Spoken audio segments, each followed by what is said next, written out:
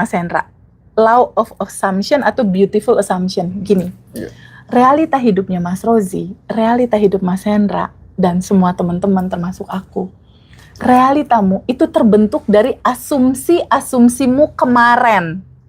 Assumption, asumsi. Jadi kehidupan kita saat ini, realita kita ada pasangan, ada pekerjaan, ada masa depan anak-anak dan lain-lain. Realita sekarang, Mas, itu terbentuk dari asumsi kemarin. Pertanyaannya, jika teman-teman semua merasakan bahwa realitamu saat ini nggak asik, berarti harus bikin asumsinya kapan? Sekarang, bahwa tubuh kita ini pemancar sekaligus penerima, gitu ya. Apa yang kita terima, yaitu realita kita yang kita terima. Nah, yang kita terima ini berdasarkan pancaran frekuensi tubuh kita. Ketika kamu menginginkan kelimpahan, nggak mungkin dong kamu memancarkan ketakutan. Kalau kamu memancarkan ketakutan dan keresahan, kecemasan, kekecewaan, yang didapat apa? Sama, berupa orang-orang yang bikin kamu kecewa dan marah. Contoh, Mas Rozi siaran lagu Rhoma Irama Dangdut. Kira-kira itu yang terdengar di radionya mungkin nggak lagu Metallica? Feby, kenapa ya? Aku udah rilis. Aku udah sadar nafas syukur 30 hari. Aku udah sending love 30 hari. Aku udah tabungan semesta. Aku udah mendoakan 10 orang. Tapi kenapa ya Teh, ini udah aku lakukan, tapi kok belum manifest? Itu pertanyaan umum. Kenapa? Why? Satu, Abundant Revolution itu dia kental sekali dengan bab 1 tentang siapakah dirimu, tentang identitas. Sepertinya dia melakukan itu, Mas, cuma maaf sekali, mungkin seperti burung beo doang.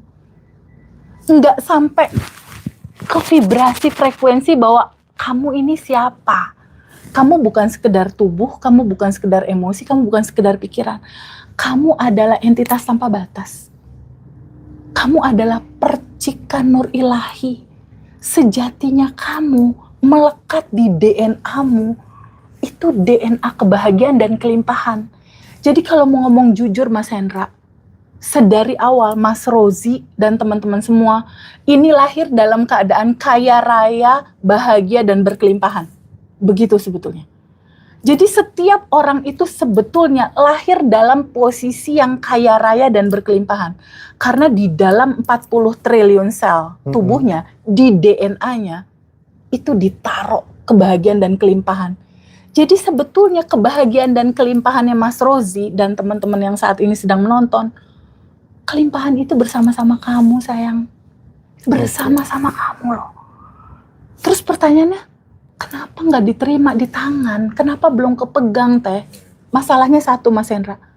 Tidak dikenali sama mereka. Mereka tidak mengenalinya. Padahal kita udah di garis finish katanya ya. Padahal sudah di garis finish. Dia masih lari-lari ngejar, Mas. Semuanya itu termasuk mencari Tuhan ya. Betul. Jadi di titik berdiri sekarang nih, Mas Rozi berdiri sekarang. Kebanyakan orang kan masih ngejar solusi. Masih ngejar goals. Padahal di titik kamu diem, solusinya udah di situ. Udah ada di DNA-mu itu gitu. Nah, kenapa belum dipegang? Karena kamu belum menyadarinya. Karena kamu lupa kamu di dalamnya ada itu. Yang kedua, kamu tidak mengizinkan menerima.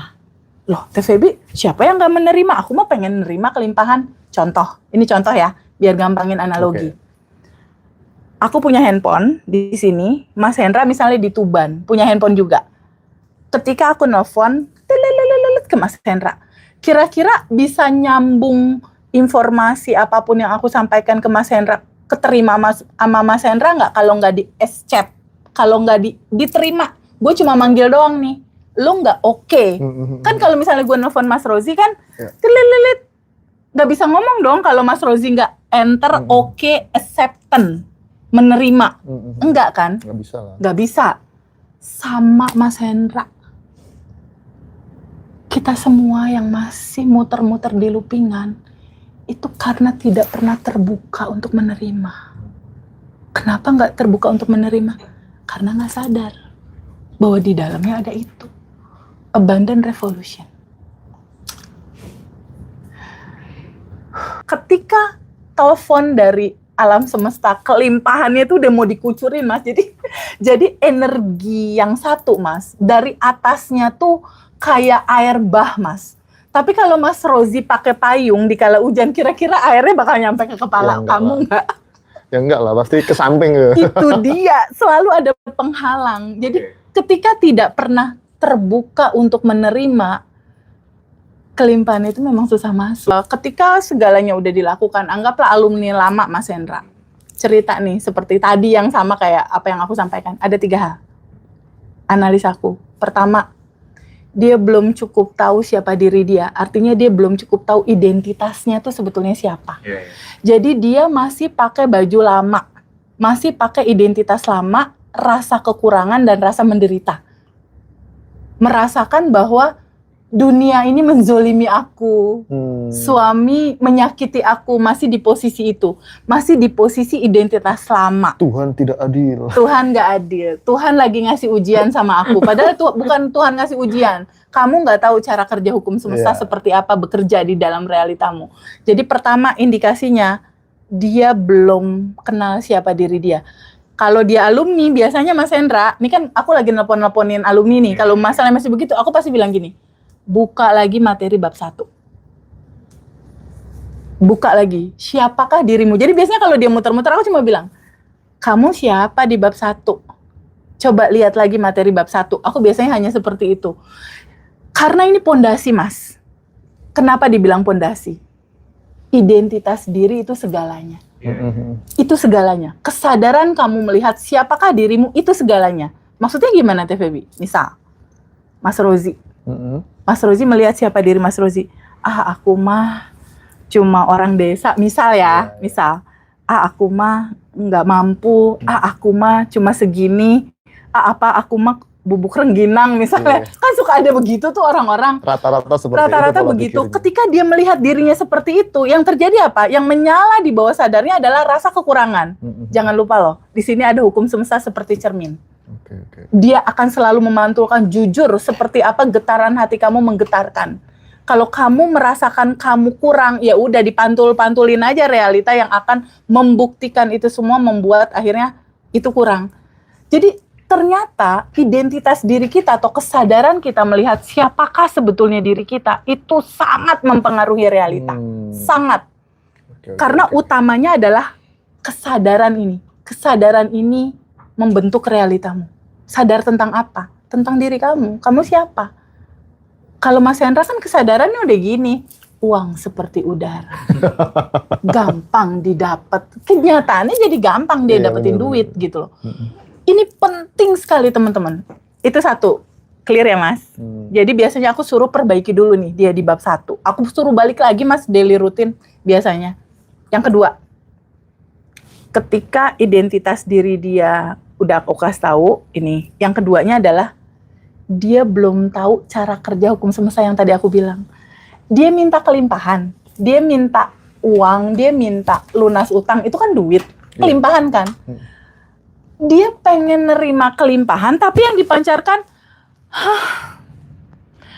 aduh, kan nggak matching Mas.